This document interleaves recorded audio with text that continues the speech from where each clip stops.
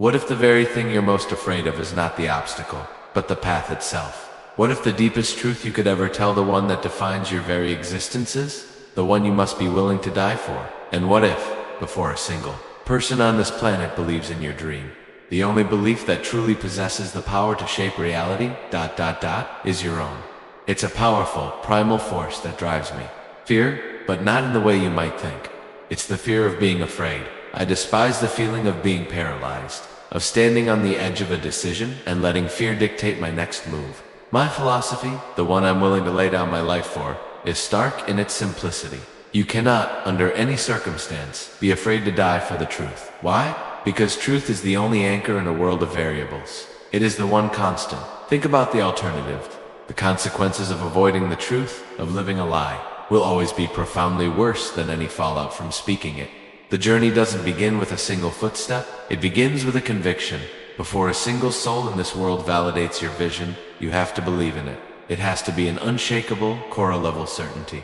This is why I don't entertain a plan B. The very existence of a safety net, a plan B, psychologically undermines plan A. It's a quiet admission that you might fail, and it steals the ferocious Elin energy required for monumental success. That unwavering focus on plan A gives me a psychological advantage over anyone I'm competing with. It's about perception.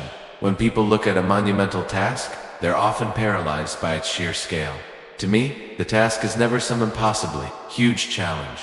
It's always just one brick. This is a lesson I learned young, and it has shaped my entire life. You don't start out trying to build a wall. You don't announce to the world, I am going to construct the most magnificent, the biggest, the most impenetrable wall that has ever been built. That's not where the work happens.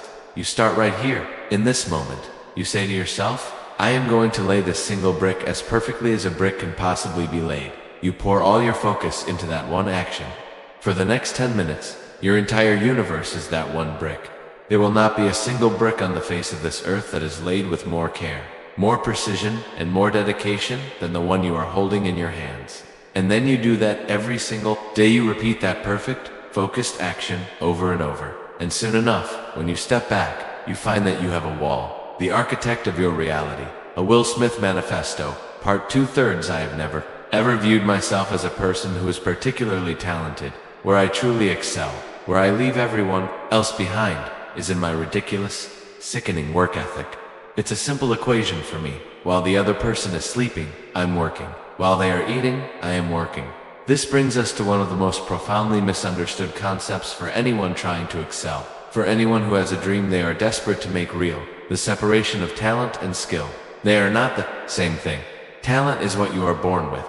It's a gift from nature, but skill can only be forged through hours and hours and hours of beating on your craft. It's the sweat, the repetition, the relentless pursuit of improvement. I always knew I had the capacity to work hard enough. Discipline was never the issue for me. The willingness to sacrifice was never a question. And you must understand, there is no easy way around this. No matter how much natural talent you possess, your talent will inevitably fail you if you are not skilled, if you don't study, if you don't put in the grueling work, and if you don't dedicate every fiber of your being to being better today than you were yesterday, you will fall short.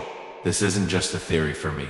It was a lesson forged in dirt and concrete. One year, my father, who owned a shop, decided for reasons I'll never know that he needed a new wall out front. So he took a sledgehammer and completely tore down the existing one, a structure probably 16 feet high and 30 feet long. And then, he turned to my younger brother and me. Our job was to rebuild it. It started by digging a 6-foot deep hole by hand for the new foundation.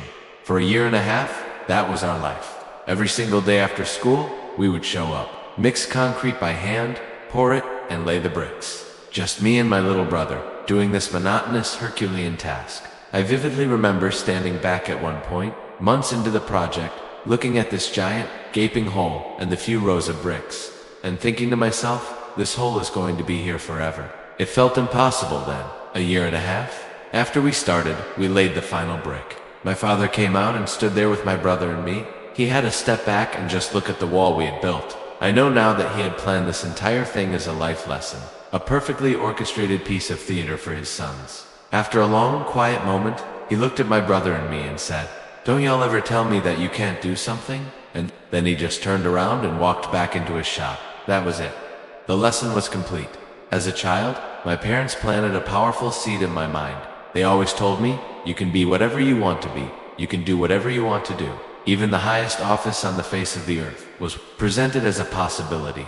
And though I didn't fully, intellectually believe it yet, I absorbed it. So I went out into the world and carried myself with that belief. I held my head high. I looked people directly in their eyes, and I talked to them as if I was deserving of everything this planet has to offer. This belief became a self-fulfilling prophecy.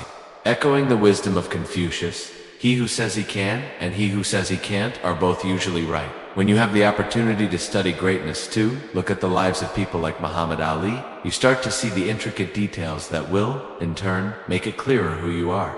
The definition of who I am is crystal clear to me, and it constantly redefines who I want to become. I know for a fact that I am stronger than I ever thought I was. This journey of self-discovery led me to another realization. I am not the absolute best at any one thing. Eddie Murphy is funnier than I will ever be. Denzel Washington is more powerful on screen than I will ever be. My strength isn't in being the best. My strength is that I can do everything well. I can do a little bit of everything, and I've learned to concentrate on that as my unique power. This understanding helped me solidify my mission statement, a practice I've had for over a decade. For the past few years, that mission has remained the same: improve lives.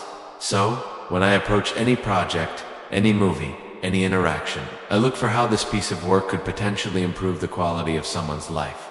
But then I realized something deeper. The most effective way to improve the lives of others is to relentlessly, continually improve yourself.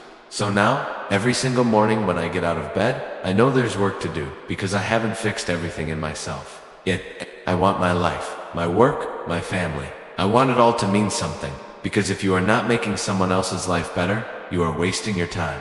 Your life will become infinitely better by making other lives better. This all ties back to a certain delusional quality that I believe all successful people must have. You have to believe that something different can happen than what has occurred for the past millennium of history. You have to believe you can be the exception.